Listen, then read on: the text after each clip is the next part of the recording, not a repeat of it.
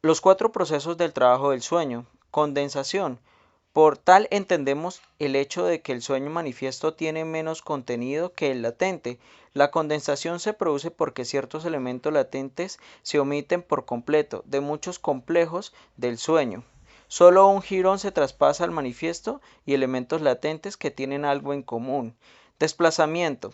Es en un todo obra de la cesura onírica. Sus dos exteriorizaciones son que un elemento latente no es sustituido por un componente propio, sino por algo más alejado, que es una alusión, y que el acento psíquico se traspasa de un elemento importante a otro importante. Figurización plástica de palabras. Consiste en la transposición de pensamientos en imágenes visuales. No todos los pensamientos oníricos experimentan esta transposición y no sólo así se transponen los pensamientos. Elaboración secundaria. Le compete producir a partir de los resultados más inmediatos del trabajo del sueño, algo como el todo más o menos entramado. Los componentes de la metapsicología de Freud.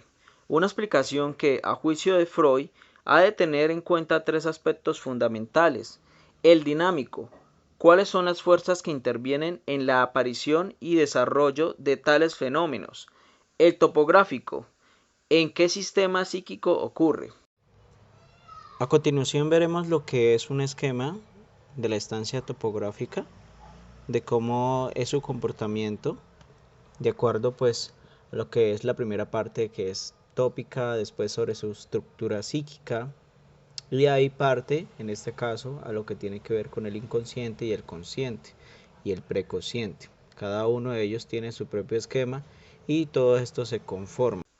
Y económico, que ocurre a nivel de la distribución y equilibrio de la energía pulsional.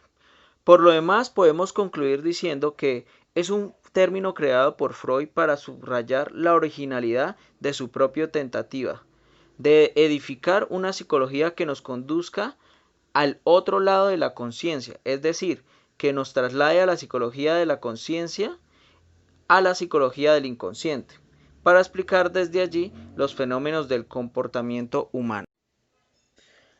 Teoría de las pulsiones, eros y muerte. Para entender el concepto debemos abarcar primero qué significa pulsiones.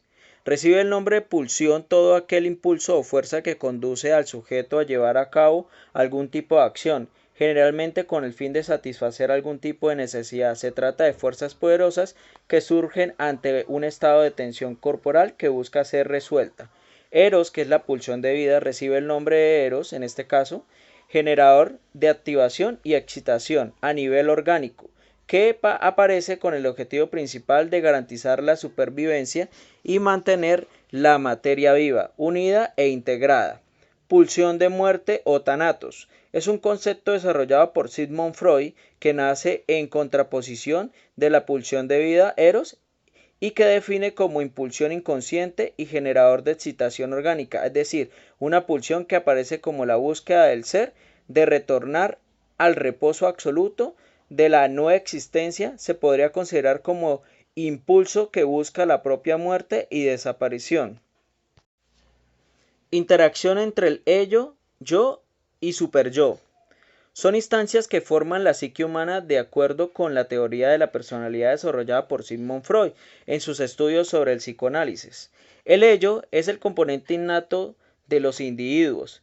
Las personas nacen con él, consiste en los deseos, voluntades e instintos principales originados por el placer. A partir del ello se desarrollan las otras partes que componen la personalidad del humano, yo y el superyo.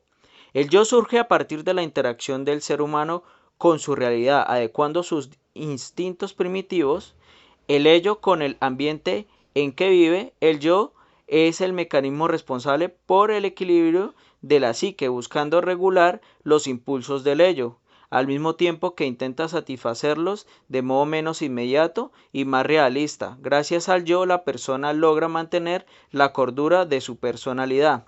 El superyo se desarrolla a partir del yo y consiste en la representación de las ideas y valores morales y culturales del individuo. El superyo actúa como un consejero para el yo, alertándolo sobre lo que es o no moralmente aceptado, de acuerdo con los principios que fueron absorbidos por la persona a lo largo de su vida. Cronología freudiana de las situaciones peligrosas. A partir de este concepto tomamos en cuenta que es el trauma que cobra importancia en la relación a la angustia automática, precursora de la angustia que es la señal, afirmando que la angustia es la reacción originaria frente al desvalimiento en el trauma, que más tarde es reproducida como señal de socorro en la situación de peligro.